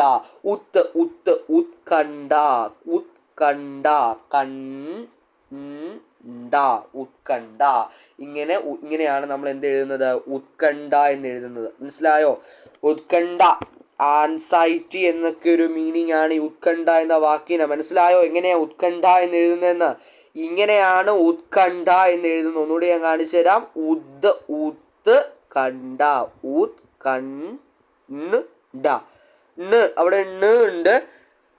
ഓപ്ഷന് ചിലപ്പോൾ ഇങ്ങനെയൊക്കെ കാണും, ഉത്കണ്ഠ. ഇതൊക്കെ തെറ്റാ. കാരണം എന്താണ്? ഒരു നായ് അവിടെ ഉണ്ട്. ഉത്കണ്ഠ. പഠിച്ചോ വാക്ക്? ഓക്കെ. അതെല്ലാവരും തെറ്റിക്കുന്ന ആൻസൈറ്റി എന്നൊരു മീനിങ് ഒക്കെ അതിനുള്ളത് കേട്ടോ. ആൻസൈറ്റി എന്നൊരു മീനിങ് അതിനുള്ളത്. അപ്പോൾ 24ാമത്തെ വാക്കിലേക്ക് നേരെ പോവാം. ആകാംക്ഷ ചോദിച്ചിട്ടുള്ളതാണ്. പ്രീവിയസ് ഇയറിൽ ചോദിച്ചിട്ടുള്ളൊരു ചോദ്യമാണ് ആകാംക്ഷ. ഒട്ടുമിക്ക എല്ലാവർക്കും അറിയാം എങ്ങനെ എഴുതുന്നതെന്ന്. അറിയാത്തവർ ശ്രദ്ധിച്ചോളൂ. ആകാംക്ഷ, ഈ ക്ഷയാണ്. ചിലപ്പോൾ ആ ക്ഷയൊക്കെ തെറ്റിക്കുന്നവരെ കാണാറുള്ളൂ. അപ്പം കൂടുതൽ പേര് ആകാംക്ഷയൊക്കെ എന്താണ് ശരിയായിട്ട് എഴുതാൻ അറിയുന്നവരായിരിക്കും. ഇനി അറിയാത്തവർ കുഴപ്പമില്ല. ഇപ്പം നിങ്ങൾ ഈ ഒരു ക്ലാസ്സോടുകൂടി നിങ്ങൾ പഠിക്കണം എങ്ങനെയാണ് ആകാംക്ഷ എന്ന് എഴുതുന്നതെന്ന്. അപ്പം നിങ്ങളൊന്ന് വായിച്ചാൽ മതി. ആകാംക്ഷ, ഈ ക്ഷയൊക്കെയാണെന്നൊന്ന് ഓർത്ത് വെച്ചോളൂ കേട്ടോ. അപ്പോൾ 25ാമത്തെ ചോദ്യത്തിലേക്ക് വേഗം നമുക്ക് കിടക്കാം. 25ാമത്തെ വാക്കിലേക്ക് കിടക്കാം. ജീവച്ഛവം. പരീക്ഷയ്ക്ക് ചോദിച്ചിട്ടുണ്ട് എങ്ങനെയാണ് കൃത്യമായി ജീവച്ഛവം എന്ന് എഴുതുന്നത്. ജീവത്ത് പ്ലസ് ശവമാണ്. ജീവത് പ്ലസ് ശവമാണ് ജീവച്ഛവം. ഇത് രണ്ടും. അപ്പോൾ ഈ ശ ചേർന്ന് എന്താവും? ശ ചേർന്ന് ഇച്ഛയാവും. അച്ഛൻ്റെ ഇച്ഛയാവും. അപ്പോൾ എങ്ങനെയാ ജീവച്ഛവം എന്ന് എഴുതുന്നത്? അച്ഛൻ്റെ ഇച്ഛ, ജീവച്ഛവം. ഇങ്ങനെയാണ് ജീവച്ഛവം. അച്ഛൻ്റെ ഇച്ഛയാണ് ഇവിടെ വരുന്നത്. ഓർത്തോളൂ. ജീവച്ഛവം. അപ്പോൾ ജീവച്ഛവം എന്ന് പറഞ്ഞാൽ നമ്മൾ പറയാറുണ്ട്, നമ്മുടെ പരീക്ഷയ്ക്ക് കിട്ടിയ മാർക്ക് കൊണ്ട് നമ്മൾ ജീവച്ഛവമായി എന്ന് പറയാറുണ്ട്, അല്ലേ? ആ വാക്കിൻ്റെ മീനിങ് അറിയാമല്ലോ. നമുക്ക് ജീവനുണ്ട്, പക്ഷേ നമ്മൾ ശവമായി മാറുന്ന ഒരു പ്രത്യേക അവസ്ഥ, അങ്ങനെ പ്രത്യേക ഒരു അനുഭവം വരുമ്പോൾ അങ്ങനെ നമ്മൾ ജീവച്ഛവമായി മാറാറുണ്ട്. അതാണ് ജീവച്ഛവം. അപ്പം കൂടുതൽ ഇതിൻ്റെ അർത്ഥമല്ല, ഇത് എങ്ങനെ കൃത്യമായി എഴുതാം. ഇത് പിരിച്ച് നിങ്ങൾ നോക്കുന്നത്, നമ്മൾ പിരിച്ചെഴുത്തെന്ന് പറഞ്ഞൊരു ടോപ്പിക് ഉണ്ട്. അതിൽ നമ്മൾ കൃത്യമായി പിരിച്ചെഴുതുന്നതൊക്കെ പഠിക്കും. ഇപ്പം നിങ്ങൾ പിരിച്ചെഴുത്തൊന്നും അത്ര ഡീറ്റെയിൽ ആയിട്ട് നോക്കേണ്ട. നമ്മുടെ ചാനലിൽ തന്നെ പിരിച്ചെഴുത്തെന്ന് പറയുന്ന ടോപ്പിക്ക് നമ്മൾ എടുക്കും. അന്നേരം നിങ്ങൾക്കത് കൃത്യമായിട്ട് പറഞ്ഞുതരാം എങ്ങനെയാണ് ഈ പിരിച്ചെഴുതുന്നതിൻ്റെ ഇതൊക്കെ എന്ന് പറഞ്ഞുതരാം. അപ്പോൾ ജസ്റ്റ് ഞാനൊന്ന് പറഞ്ഞോളൂ. ജീവച്ഛവം എന്ന വാക്കിന് ഇച്ഛ വന്നതിൻ്റെ കാരണം ജീവത് പ്ലസ് ശവമാണ്. അപ്പോൾ ശ ചേർന്ന് ഇച്ഛയായിട്ട് മാറും. അത് നമ്മൾ പിരിച്ചെഴുത്തിൽ ഡീറ്റെയിൽ ആയിട്ട് പഠിക്കുക. അതിപ്പോൾ നിങ്ങൾ കൂടുതൽ ഫോക്കസ് കൊടുക്കണ്ട. ഓക്കെ. അപ്പോൾ 25 വാക്കായി. 26ാമത്തെ വാക്ക് എന്താണ്? വിദ്യുത് ശക്തി, അല്ലേ? നമ്മൾ പറയാറുണ്ട് വിദ്യുത് ശക്തി വകുപ്പ് കൈകാര്യം ചെയ്യും. സിനിമയിലൊക്കെ കേട്ടിട്ട് ലയൺ എന്ന് പറയുന്ന സിനിമയിൽ വിദ്യുത് ശക്തി വകുപ്പ് കൈകാര്യം ചെയ്യുന്ന വെള്ളത്തിൽ നിന്ന് എങ്ങനെയാണ് ഇതുണ്ടാകുന്നതെന്നൊക്കെ ചോദിക്കുന്നത് നിങ്ങൾ കേട്ടിട്ടുണ്ടായിരിക്കും ആ സിനിമയിൽ. അപ്പോൾ വിദ്യുത് ശക്തി നോക്കൂ, ഇലക്ട്രിസിറ്റി, വൈദ്യുതി, അതാണ്. അപ്പോൾ വിദ്യുത് ശക്തി അവിടെയും എന്താണ് നോക്കൂ, വിദ്യുത് ശക്തി. ഇതാണ്, ഇങ്ങനെയാണ് നമ്മൾ വിദ്യുത് ശക്തി എന്ന് എഴുതുന്നത്. വിദ്യുത് ശക്തി. ഇത് കൂടുതൽ തവണ ഒരുപാട് തവണ വന്നിട്ടുള്ള ഒരു കോമൺ ആയിട്ടുള്ള പ്രീവിയസ് ഇയർ ക്വസ്റ്റ്യൻ ആണ്. ഇച്ഛ അവിടെയും എന്താണ്? അച്ഛൻ്റെ ഇച്ഛയാണെന്ന് ഓർത്തോണം. വിദ്യുത് ശക്തിക്കും അവിടെ വിദ്യുത് ശക്തി എന്ന് എഴുതുമ്പോഴും അവിടെ നിങ്ങൾ ശ്രദ്ധിക്കേണ്ടത് എന്താണ്? അവിടെയും അച്ഛൻ്റെ ഇച്ഛയാണ്. വിദ്യുത് ശക്തി. അപ്പൊ എങ്ങനെയാ വിദ്യുത് ശക്തി എന്ന് എഴുതുന്നത്? ഒന്നുകൂടി നിങ്ങളൊന്ന് എഴുതി നോക്കൂ. ഇനിയിപ്പോ ഒരിക്കൽ നിങ്ങൾ തെറ്റിക്കരുത്. വിദ്യുത് ശക്തി, ഇങ്ങനെയാണ് നിങ്ങൾ വിദ്യുത് ശക്തി എന്ന് നിങ്ങൾ എഴുതുന്നത്. റെഡിയല്ലേ? ഇനി അടുത്ത ഏതാണ്? ഉച്ഛ്വാസം എന്ന് പറഞ്ഞാൽ എന്താണ്? നമ്മളിങ്ങനെ ഒരു ശ്വാസം ഇൻഹെയിൽ എടുക്കും, അല്ലെ? ഇൻഹെയിലും എക്സെയിലും ഉണ്ട്. അല്ലേ? അപ്പൊ അതിൽ ഇൻഹെയിൽ ആണ് എന്തെന്ന് പറയുന്നത്? ഉച്ഛ്വാസം. ഇൻഹെയിൽ, ഉച്ഛ്വാസം. അപ്പൊ നമ്മളത് എഴുതുന്നത് ഉച്ഛ്വാസം. ഉച്ഛ്വാസം. ഇത് ചായ, ഞാനൊന്ന് വൃത്തിയായിട്ട് എഴുതാം. ഉച്ഛ്വാസം. ഉച്ഛ്വാസം. ദാ ഇങ്ങനെയാണ് നമ്മൾ ഉച്ഛ്വാസം എന്ന് എഴുതുന്നത്. ഉച്ഛ്വാസം. ഈ ഉച്ഛ്വാസം എന്ന് പറഞ്ഞാൽ എന്താ? ഇൻഹെയിൽ. ഇൻഹെയിൽ എന്നാണ് കേട്ടോ. നമ്മൾ ഇൻഹെയിൽ എടുക്കാറുണ്ട് അല്ലേ? ഉച്ഛ്വാസം അതിനെയാണ്. അങ്ങനെയെങ്കിൽ എക്സൈൽ എന്താണെന്നറിയാമോ? നിശ്വാസമാണ്. നിശ്വാസമാണ് എക്സൈൽ. 28 നമുക്കത് തന്നെ പറയാം. നിശ്വാസം. നിശ്വാസം. നിശ്വാസം എന്ന് പറഞ്ഞാൽ എന്താണ്? എക്സൈൽ എന്നാണ്. എക്സ്ഹെയിൽ. അപ്പൊ നോക്കൂ, ഉച്ഛ്വാസം ഒരുപാട് തവണ വന്ന ഒരു പ്രീവിയസ് ഇയർ ക്വസ്റ്റ്യൻ ആണ് ഉച്ഛ്വാസം. നോക്കി വെച്ചോളൂ. പലരും എന്താണ് തെറ്റിക്കും. അവിടെ ഓപ്ഷനിലൊക്കെ കാണുമ്പോൾ എന്താണ് തെറ്റിക്കും. അപ്പൊ ഉച്ഛ്വാസം എന്ന് എഴുതുമ്പോൾ ഉച്ഛ്വാസം, ഇങ്ങനെയാണ് ഉച്ഛ്വാസം എന്ന് എഴുതുന്നത്. കൃത്യമായി അത് നിങ്ങൾ പഠിച്ചു വെച്ചോളൂ. അത് നിങ്ങളോട് എന്താണ് പരീക്ഷയ്ക്ക് ചോദിക്കാൻ ചാൻസ് ഉള്ള പ്രീവിയസ് ഇയർ ക്വസ്റ്റ്യൻ ആണ്. പ്രീവിയസ് ഇയർ വന്നിട്ടുണ്ട്, വീണ്ടും വീണ്ടും ചോദിക്കാം. 29ാമത്തെ പദം ഉച്ഛിഷ്ടം. അതായത് ഉച്ഛിഷ്ടം എന്ന പദം നമ്മൾ എഴുതുന്നത്, അതായത് ഉദ് പ്ലസ് ശിഷ്ടമാണ് ഉച്ഛിഷ്ടം. അതായത് എന്താണ്? ഉത്ത് പ്ലസ് ഉച്ഛിഷ്ടം ഒന്ന് പിരിച്ചെഴുതുമ്പോൾ നോക്കൂ, ഉത്ത് പ്ലസ് ശിഷ്ടം. ശിഷ്ടം അല്ലേ? അപ്പൊ ഉത്ത് പ്ലസ് ശിഷ്ടമാണ് ഉച്ഛിഷ്ടം. അപ്പൊ ചേർന്നിട്ട് എന്താകും? ഇച്ഛയാകുമെന്ന് ഞാൻ പറഞ്ഞില്ലേ? ഇച്ഛയാകുമെന്ന്. അത് പദശുദ്ധിയിലെ, അതായത് പദശുദ്ധിയല്ല, അത് നിങ്ങൾ എന്താണ് പിരിച്ചെഴുത്തിലായിരിക്കും പഠിക്കുക. അതുകൊണ്ട് ഇപ്പം നിങ്ങൾ വലിയ ഇതാക്കണ്ട, എങ്കിലൊന്ന് ഓർത്തിരുന്നാൽ മതി. അപ്പോൾ ഉച്ഛിഷ്ടമെന്ന് നമ്മൾ എഴുതുമ്പോൾ ഉച്ഛിഷ്ടം, ഇങ്ങനെയാണ് നമ്മൾ ഉച്ഛിഷ്ടം. ഉച്ഛിഷ്ടം. നോക്കൂ, ഇഷ്ടമല്ല, ടമാണ്. ഉച്ഛിഷ്ടം. ഇതാ ഇങ്ങനെയാണ്. അപ്പൊ എന്താ, ഈ വാക്ക് ഒരുപാട് തവണ വന്നിട്ടുള്ളതാണ്. ഉച്ഛിഷ്ടം എന്ന് എഴുതുന്നത് എങ്ങനെയാണെന്ന് മനസ്സിലായോ? ഉച്ഛിഷ്ടം. നോക്കൂ, അപ്പൊ നോക്കൂ, ഉച്ഛിഷ്ടം എന്ന് എങ്ങനെ എഴുതുന്നതെന്ന് മനസ്സിലായല്ലോ. അവിടെ എന്താണ്? ഏത് ഇച്ഛയാണ്? അച്ഛൻ്റെ ഇച്ഛയാണ് ഉച്ഛിഷ്ടം. അച്ഛൻ്റെ ഇച്ഛയാണ് ഉച്ഛിഷ്ടം. അച്ഛൻ്റെ ഇച്ഛയാണ് ഉച്ഛിഷ്ടം.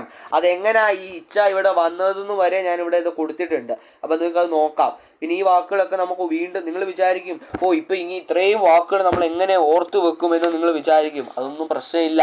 നമ്മൾ പിരിച്ചെഴുത്തിൽ ഇതൊക്കെ പഠിക്കുന്നത് ഡീറ്റെയിൽ ആയിട്ട്. അപ്പോൾ അതൊക്കെ നിങ്ങൾ ഓർത്തിരിക്കും. ഇപ്പം നിങ്ങൾ എന്തായാലും എഴുതുന്നത് എങ്ങനെയാണെന്ന് കൃത്യമായിട്ട് പഠിച്ചു വെച്ചോളൂ. ഇതാ ഉച്ഛിഷ്ടം എന്ന് എഴുതുമ്പോൾ ഇതാ ഉച്ഛിഷ്ടം. ഇത്രയേ ഉള്ളൂ. അതിന് പ്രത്യേകിച്ച് കാര്യമൊന്നുമില്ല. ഉച്ഛിഷ്ടം കഴിഞ്ഞു. ആ വാക്ക് നമ്മൾ പഠിച്ചു. ഇനി നമ്മൾ എവിടെ കാണുമ്പോഴും ആ വാക്ക് കൃത്യമായി എഴുതുമെന്ന് നിങ്ങൾ എന്ത് ചെയ്യണം? നോട്ട് ചെയ്ത് വെക്കണം. നമ്മുടെ 30ാമത്തെ പദത്തിലേക്ക് നമ്മൾ കിടക്കുകയാണ്. നോക്കൂ, സർവത്ര. സർവത്ര എന്ന് എഴുതുമ്പോൾ അതായത് എല്ലായിടത്തും എന്നല്ലേ നമ്മൾ പറയുന്നത്. സർവത്ര എന്ന് പറയുമ്പോൾ എല്ലായിടത്തും എന്നർത്ഥമാണ്. അപ്പൊ സർവത്ര, സർവത്ര, സർവത്ര, ഇതാണ് സർവത്ര എന്ന വാക്ക്. വാക്കിന്റെ അർത്ഥം കൂടി പഠിച്ചോളൂ. എല്ലായിടത്തും. എല്ലായിടത്തും. എല്ലായിടത്തും അല്ലേ? നമ്മുടെ ഈ കഴിഞ്ഞ വേനൽക്കാലത്ത് സർവത്ര പാമ്പായിരുന്നു. എല്ലായിടത്തും പാമ്പുകളുടെ ഒരു ആഘോഷമായിരുന്നു. സർവത്ര പാമ്പായിരുന്നു അല്ലെ? എല്ലായിടത്തും പാമ്പായിരുന്നു. അപ്പൊ അതാണ്. അപ്പൊ സർവത്ര എന്ന വാക്കിന്റെ അർത്ഥം എന്താണ്? എല്ലായിടത്തും എന്നാണ്. എഴുതുമ്പോൾ വ് എന്ന് ഓർത്തോണം കേട്ടോ. ഈ ഒരു വ് എന്ന് ഓർത്തോണം. സർവത്ര. സർവത്ര. അടുത്ത പദത്തിലേക്ക് കയറാം. 31ാമത്തെ പദത്തിലേക്ക് നമ്മൾ കയറുകയാണ്. ജാള്യം എന്ന് പറഞ്ഞാൽ എന്താണ്? ജലന്റെ ഭാവം. അതാണ് ജാള്യം. ജാള്യം. ജാള്യം.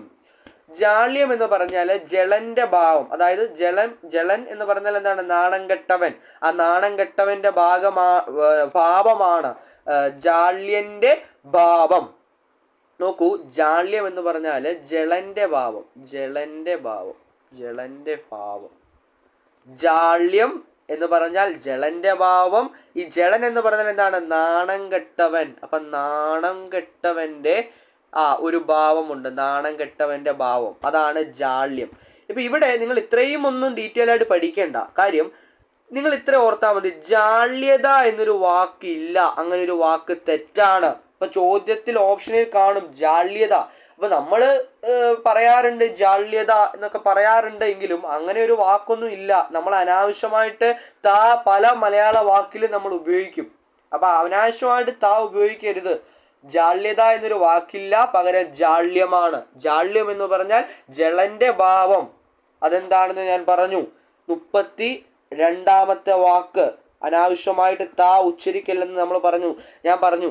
മലയാളം വാക്കിൽ ഒരുപാട് വാക്കുകൾ നമ്മൾ അനാവശ്യമായിട്ട് താ കൊണ്ടുവന്ന് ഇടുന്നുണ്ട്. പ്രൗഢ്യത തെറ്റ. പ്രൗഢ്യത എന്നൊരു വാക്കില്ല, പകരം എന്താണ്? പ്രൗഢ്യം. പ്രൗഢ്യം, പ്രൗഢം. നോക്കൂ പ്രൗഢ്യം എന്ന് എഴുതുമ്പോൾ പ്രൗഢത എന്നൊരു വാക്കില്ല, പകരം പ്രൗഢം. പ്രൗഢം എന്ന് പറഞ്ഞാൽ എന്താണ്? പ്രൗഢത എന്ന വാക്ക് തെറ്റാണ്, പ്രൗഢമാണ് ശരി. പ്രൗഢം എന്ന വാക്കിന്റെ അർത്ഥം ശ്രേഷ്ഠം എന്നാണ്. പ്രൗഢം, ഡം. അപ്പോൾ ഇവിടെ ശ്രദ്ധിക്കേണ്ട കാര്യം, ഈ ഡാ ഉണ്ടോ, ചുട്ടിക്കെട്ടിയുള്ള ഡായ. അപ്പോൾ ഓപ്ഷനിൽ ഇങ്ങനെ ഒരു ഡായും കാണും, പ്രൗഢം. നമുക്ക് വരെ തെറ്റിപ്പോകും, ഇതാണോ ഇതാണ്, കൺഫ്യൂഷൻ വരും പെട്ടെന്ന്. ഈ ഡായാണോ? അപ്പം നിങ്ങൾ ഓർത്ത് വെച്ചോണം, ഡ കുനുപ്പ്, അതായത് എന്താണ് ഈ ഡാ കുനുപ്പുള്ള ഡാ വരുന്ന ഒരുപാട് പദമുണ്ട്. നമ്മൾ പാർട്ട് 1 പദശുദ്ധി പാർട്ട് 1 ഈ കുനുപ്പ് വരുന്ന ഡാ ഒരുപാട് പഠിച്ചു. അതിൽ ഡക്ക, ഡങ്കാരം, ഡാല എന്നൊക്കെ എഴുതുമ്പോഴും ഈ കുനുപ്പ് വരുന്ന ഡായാണ്. നമ്മൾ കഴിഞ്ഞ ക്ലാസ്സുകളിലൊക്കെ അത് ഡിസ്കസ് ചെയ്തതാണ്. ഒന്ന് കാണാത്തവരുണ്ടെങ്കിൽ ഒന്ന് പോയി കാണുക. അപ്പോൾ പ്രൗഢം എന്ന് എഴുതുമ്പോൾ ഈ ചുറ്റിക്കെട്ടിയുള്ള ഡായാണ്. പിന്നെ ഓർത്തിരിക്കേണ്ട, പ്രൗഢത എന്ന വാക്കില്ല, തെറ്റാണ്. പ്രൗഢം എന്ന വാക്കേ ഉള്ളൂ. പ്രൗഢം എന്ന വാക്കിന്റെ അർത്ഥം ശ്രേഷ്ഠം എന്നാണ്. ശ്രേഷ്ഠം എന്നാണ്. പ്രൗഢം എന്ന വാക്കിന്റെ അർത്ഥം എന്താണ്? കൃത്യമായി പറയൂ. ശ്രേഷ്ഠം എന്നാണ്. പ്രൗഢം, ശ്രേഷ്ഠം. ഇനി നമ്മൾ എപ്പോഴും ഉപയോഗിക്കുന്നതാണ് വേഗത, അല്ലേ? വേഗത എന്നൊരു പദമില്ല. അത് ചിലപ്പോൾ നിങ്ങൾ തർക്കിക്കും. വേഗത നമ്മൾ ഉണ്ടല്ലോ, വേഗത എന്നൊരു പദം ഉണ്ടല്ലോ, നമ്മൾ എപ്പോഴും ഉപയോഗിക്കുന്നതല്ലേ എന്നൊക്കെ നിങ്ങൾ പറയും. നമ്മൾ ഉപയോഗിക്കുന്ന, പക്ഷെ തെറ്റാ, അങ്ങനെ ഒരു പദമില്ല. നമ്മൾ ചോദ്യപേപ്പറിലാണെങ്കിലും നമ്മുടെ ഫിസിക്സിലെയൊക്കെ ചോദ്യപേപ്പറിൽ വേഗത കാണുക എന്നൊക്കെ ചോദ്യങ്ങൾ കാണും. വേഗത എന്നൊരു വാക്കില്ല, അത് അവരോട് പോയി നിങ്ങൾ പറയണം. എന്താണ്? വേഗം എന്നൊരു പദമേ ഉള്ളൂ. സ്പീഡ്, ഇംഗ്ലീഷിൽ സ്പീഡ് എന്ന വാക്കില്ലേ, അതിൻ്റെ മലയാളം വേഗമാണ്. വേഗം എന്ന വാക്കാണ് ശരി. വേഗത എന്ന വാക്ക് തെറ്റാണ്. അങ്ങനെ ഒരു വാക്കൊന്നും ഇല്ല. നമ്മൾ അനാവശ്യമായിട്ട് ഇവിടെ താ ഇടുന്നതാ കേട്ടോ. അപ്പം അത് നിങ്ങൾ ഓർത്ത് വെച്ചോണം. അതോടൊപ്പം തന്നെ പക്വത, എപ്പോഴും നമ്മൾ പറയില്ലേ പക്വതയില്ല, അല്ലെങ്കിൽ എന്താണ് നല്ല പക്വതയുള്ള ഒരു പയ്യനാണെന്ന് പറയേണ്ടത്, അതും തെറ്റാണ്. അപ്പം പറയണം അങ്ങനെയൊന്നും പറയരുത്, പക്വത എന്നൊന്നും പറയരുത്, അത് തെറ്റാണ്. പക്വത എന്നൊരു വാക്കില്ല, നമ്മൾ അനാവശ്യമായിട്ട് കൊണ്ട് താ ഇടുന്നതാണ്. പിന്നെന്താ? പക്വം, അത്രേ ഉള്ളൂ, അവിടെ കഴിഞ്ഞു. പക്വം എന്നാണ് വാക്ക്, പക്വം. അപ്പം നല്ല പക്വമുള്ള ഒരു പയ്യൻ എന്ന് നമുക്ക് പറയുന്നതിന് കുഴപ്പമില്ല. പക്ഷെ നല്ല പക്വതയുണ്ട് ആ പയ്യൻ എന്ന് പറയുമ്പോൾ അത് തെറ്റാണ്. അപ്പം പറയണം അങ്ങനെയൊന്നും പറയരുത്, പക്വത എന്നൊരു വാക്കില്ല, പക്വം എന്നൊരു വാക്കാണുള്ളത്. പക്വം എന്ന് പറഞ്ഞാൽ പാകം വന്നത്. ആ വാക്കിൻ്റെ അർത്ഥം എന്താണ്? പാകം വന്നത്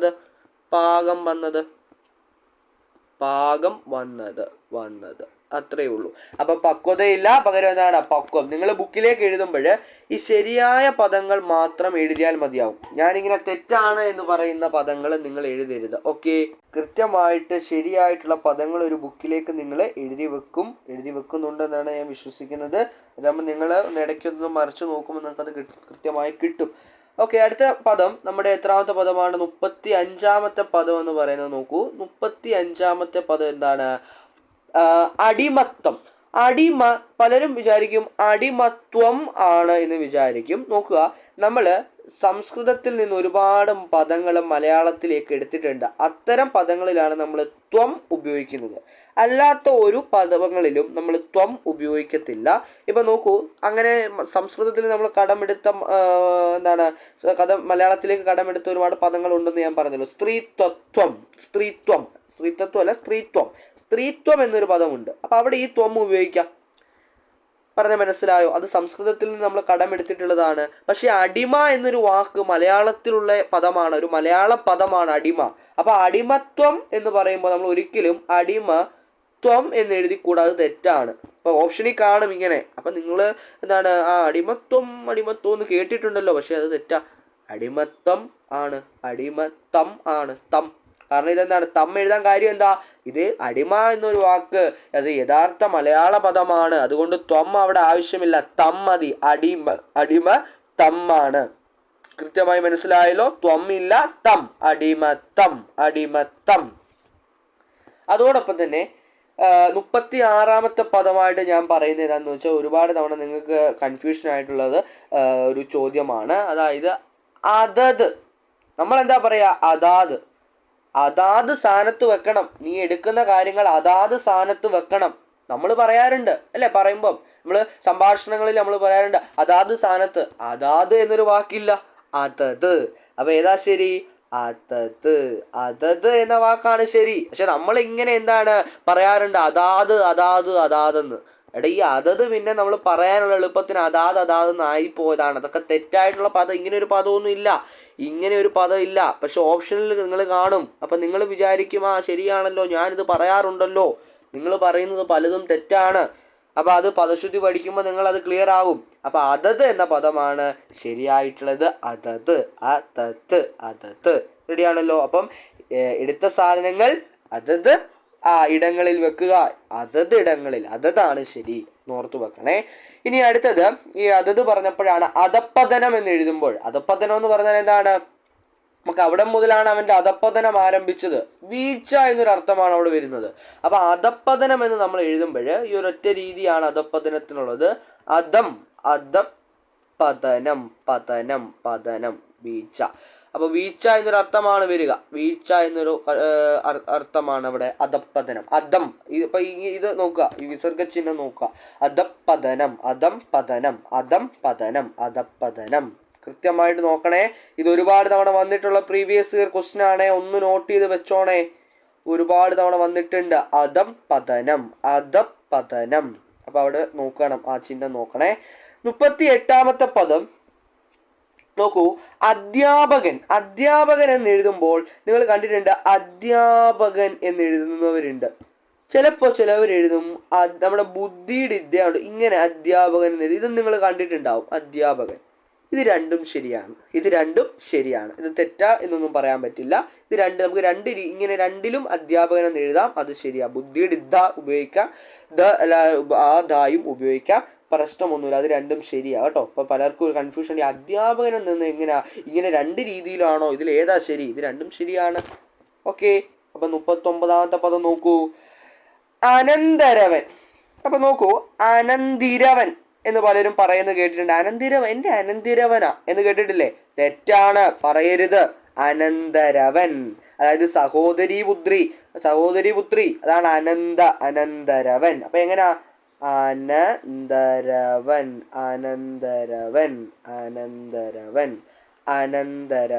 അപ്പൊ അനന്തരവൻ എന്ന് പറഞ്ഞാൽ എന്താണ്? സഹോദരി പുത്രി, ആ ഒരു അർത്ഥമാണ് അനന്തരവൻ. അനന്തരവൻ സഹോദരി പുത്രി എന്നർത്ഥമാണ് കേട്ടോ. അപ്പൊ അനന്തി ഈ വള്ളി തെറ്റാ, ഓപ്ഷനിൽ കാണും വള്ളിയിട്ട്, പക്ഷെ വള്ളിയൊന്നും ഇല്ല, ഓർത്തു വെച്ചോണം, ഒരിക്കലും വള്ളിയില്ല. അനന്തരവനാണ് ശരി. ഏതാണ് ശരി?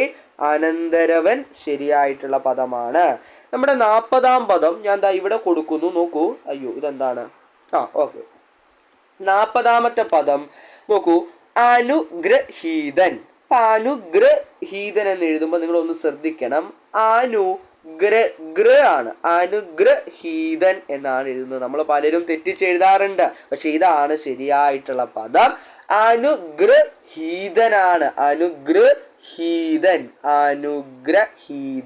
നോക്കൂ, അനുഗ്രഹീതൻ. അപ്പൊ ഇങ്ങനെയാണ് നമ്മൾ അനുഗ്രഹീതൻ എന്ന് എഴുതുന്നത്. ഇങ്ങനെയാണ്. കൃത്യമായി നിങ്ങൾ പഠിച്ചു വെച്ചോ എങ്ങനെയാണ് അനുഗ്രഹീതൻ എന്ന് എഴുതുന്നത്. നോക്കൂ,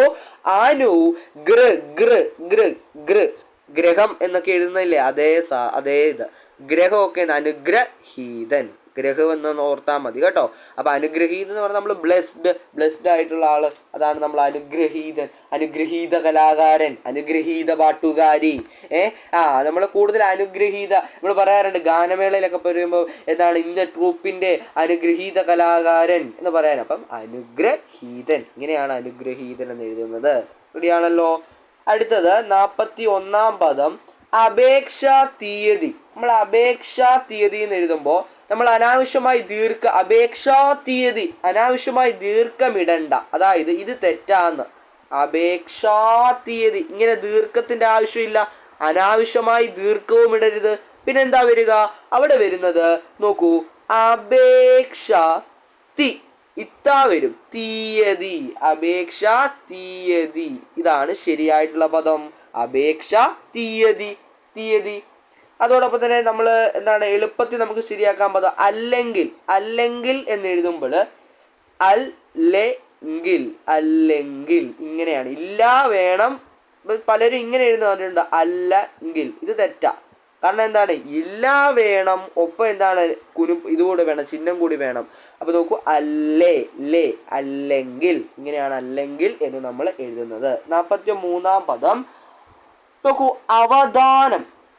അവധാനം എന്ന് പറഞ്ഞാൽ എന്താണ്, ഈ ക്ലാസ് കണ്ടിരിക്കുന്നവരെല്ലാവരും എന്താണ്, അവധാനമുള്ളവരാണ്. അതായത് കൂടുതൽ അറിവ് അല്ലെങ്കിൽ ഡീപ്പായിട്ടുള്ള ഒരു അറിവ്, ഒരു നോളജ്, ഡീപ്പ് നോളജ് അല്ലേ, അതായത് ഒരു അറിവ്, കൂടുതൽ അറിവുള്ളവർ, അതിനെയാണ് നമ്മൾ അവധാനം. നിങ്ങളെ എന്താണ് അധ്യാപകർ, സ്കൂളിൽ പഠിപ്പിച്ചിട്ടുള്ള അധ്യാപകരെല്ലാം എന്താണ്, കൂടുതൽ എന്താണ്, അധ്യാപകര് അവധാനമുള്ളവരാണ്. എന്താണ്, അറിവുള്ളവർ, കൂടുതൽ അറിവുള്ളവർ, അതാണ്. അപ്പോൾ ഒരു കാര്യത്തിനെ പറ്റി കൂടുതൽ അറിവ്, അതാണ് അവധാനം. അവധാനം, ദാനം, അവധാനം. അപ്പോൾ വാക്കിന്റെ അർത്ഥം ഒരു തവണ ചോദിച്ചിട്ടുണ്ട്. അവധാനം നോക്കി വെച്ചോളൂ, വളരെ പ്രധാനപ്പെട്ട വാക്കാണ് അവധാനം. അവധാനം എന്ന് പറഞ്ഞാൽ അറിവ്, അറിവ്. ക്ലാസ് കണ്ടിരിക്കുന്നവർ അവധാനമുള്ളവരാണെന്ന് ഞാൻ പറഞ്ഞു. അപ്പൊ എന്താണ് അവധാനം? അറിവ്. ഓർത്തു വെച്ചോണം. ഓർത്തു വെക്കാൻ വേണ്ടിയാണ് ഇങ്ങനെ ഓരോ കാര്യങ്ങൾ പറയുന്നത്. ഓർത്തു വെക്കാൻ വേണ്ടിയാണ് ഇങ്ങനെ കുറെ കാര്യങ്ങൾ പറയുന്നത്. അപ്പൊ അവധാനം എന്ന് പറഞ്ഞാൽ അറിവ് എന്നാണ്. അടുത്തത് അസ്ഥികൂടം. അസ്ഥികൂടം എന്ന് എഴുതുമ്പോൾ നമ്മൾ അസ്ഥിവാരം എന്ന് എഴുതിയപ്പോൾ സ് ആയിരുന്നു അസ്ഥിവാരം ഇങ്ങനെ എഴുതിയത്. പക്ഷെ അസ്ഥികൂടത്തിന് ഈ സ്ഥി അല്ല, പലരും അത് തെറ്റിക്കും. അസ്ഥിവാരം ഇങ്ങനെയായിരുന്നു, അസ്തിത്വവും ഇങ്ങനെയായിരുന്നു, അപ്പൊ അസ്ഥികൂടം ഇങ്ങനെ അല്ലല്ല. അസ്ഥികൂടം എന്ന് എഴുതുമ്പോൾ നമ്മളിതാ ഇങ്ങനെയാണ് അസ്ഥികൂടം, ഇങ്ങനെയാണ് നമ്മൾ അസ്ഥികൂടം എന്ന് എഴുതുന്നത്. തെറ്റിക്കരുത്, ഇത് ഒരുപാട് തെറ്റാൻ ചാൻസ് ഉള്ളതാണ് ഈ പദം. ആരും തെറ്റിക്കരുത്, ക്ലാസ് കാണുന്ന ആരും തെറ്റിക്കരുത്. എന്നാണ് കൃത്യമായിട്ട് ഇങ്ങനെയാണത് സ്ത ആണ് എഴുതുന്നത്, സ്ഥി അല്ല സ്ത. അസ്ഥികൂടം. അടുത്തത് അസന്നിഗ്ധം. അസന്നിഗ്ധം എന്ന് പറഞ്ഞാൽ എന്താണ്, നമ്മളെന്താണ് നിസ്സംശയം എന്ന് പറയില്ലേ, ആ ഒരു മീനിങ് ആണ്. അസന്നിഗ്ധമായി എനിക്ക് പറയാൻ കഴിയും, അതായത് നിസ്സംശയമായി പറയാൻ കഴിയും, അതാണ് അസന്നിഗ്ധം എന്ന വാക്കിന്റെ അർത്ഥം. അപ്പം അസന്നിഗ്ധം എന്ന് എഴുതുമ്പോൾ അസന്നിഗ്ധം, അസന്നിഗ്ധം, അസന്നിഗ്ധം. ഇങ്ങനെയാണ് അസന്നിഗ്ധം. അതായത് നിസ്സംശയം എന്ന ഒരു അർത്ഥമാണ് ഈ വാക്കിന് വരുന്നത്. നിസ്സംശയം എന്ന വാക്കാണ്, അല്ലെങ്കിൽ ആ ഒരു അർത്ഥമാണ് വരുന്നത്. അസന്നിഗ്ധം. ഇത് നിങ്ങളൊന്ന് ഇങ്ങനെ എഴുതിയാണ്, അസന്നിഗ്ധം, അസന്നിഗ്ധം. ഈ ദായ വരുന്നത് കേട്ടോ, ദായൊക്കെ ഓർത്ത് വെച്ചോണം. അപ്പൊ നോക്കൂ എങ്ങനെയാ അസന്നിഗ്ധം എന്ന് എഴുതുന്നത്. എല്ലാവരും ഇവിടെ ഒന്ന് എഴുതി നോക്കിയേ, കാണാവുന്ന എഴുതി നോക്കിയേ. അസന്നി, അസന്നി, ഈ നി, അസന്നി, അസന്നിഗ്, അസന്നിഗ്, അസന്നിഗ്ധം, അസന്നിഗ്ധം. ഇങ്ങനെയാണ് എഴുതുന്നത്. പഠിച്ചോ? അപ്പൊ നിങ്ങളൊന്ന് പറയുന്നതിലൂടെ തന്നെ ആ വാക്കും ആ ഉച്ചാരണവും ഒക്കെ ഒന്ന് റെഡിയാക്കുമ്പോൾ തന്നെ വാക്ക് എന്താണ് കൃത്യമായി നിങ്ങൾക്ക് കിട്ടും, അതിലൊരു സംശയമില്ല. അപ്പൊ അസന്നിഗ്ധം, അസന്നിഗ്ധം, അസന്നിഗ്ധം, അസന്നിഗ്ധം. ഓക്കെ, അടുത്തത് നമുക്ക് ഒരു വാക്കൂടെ നോക്കാം. പരീക്ഷാ പേടി. ഒരുപാട് തവണ ചോദിച്ചിട്ടുള്ളതാണ്. പരീക്ഷാ പേടി വേണ്ട, അത് തെറ്റാണ്. അനാവശ്യമായി ദീർഘമിടണ്ട. അപ്പൊ എങ്ങനെ എഴുതുന്നത്? പരീക്ഷ ഇപ്പ വേണം. പരീക്ഷ പേടി, ഇങ്ങനെ എഴുതുന്നത്. പരീക്ഷ പേടി. മനസ്സിലായോ? അപ്പൊ ഇന്ന് നമ്മൾ 46 വാക്കുകൾ കൃത്യമായതാ. ഇതുപോലെ ഒരുപാട് വാക്കുകൾ നമ്മൾ ഏകദേശം 46 വാക്കുകളോളം നമ്മൾ ഇന്നത്തെ പദശുദ്ധി ക്ലാസ്സിൽ നമ്മൾ ഡിസ്കസ് ചെയ്തു. ഞാൻ ഇപ്പോൾ ഇവിടെ നിർത്തുക, ഒരുപാട് ലിങ്ക് അല്ല, ഇപ്പോൾ ഇവിടെ നിർത്തുകയാണ്. അപ്പോൾ ഇന്നത്തെ ക്ലാസ് കണ്ട എല്ലാവരോടും ഒരു നന്ദി അറിയിക്കുകയാണ്. നമ്മൾ അടുത്ത ഒരു 2 ക്ലാസ്സോടുകൂടി പദശുദ്ധി നമ്മൾ വൈൻഡപ്പ് ചെയ്യും. അടുത്ത ടോപ്പിക്കിലേക്ക് കയറും. മലയാളം മാത്രമല്ല, നമുക്ക് എല്ലാ സബ്ജക്റ്റുകളും നമ്മൾ കവർ ചെയ്യുന്നുണ്ട്. അപ്പം നിങ്ങൾ എന്ത് ചെയ്യുക, ഒന്ന് ഫോളോ ചെയ്യുക എന്ന് മാത്രം പറഞ്ഞുകൊണ്ട് നിർത്തുന്നു. എല്ലാവരും നല്ലപോലെ പഠിക്കുക. All the very best. Thank you.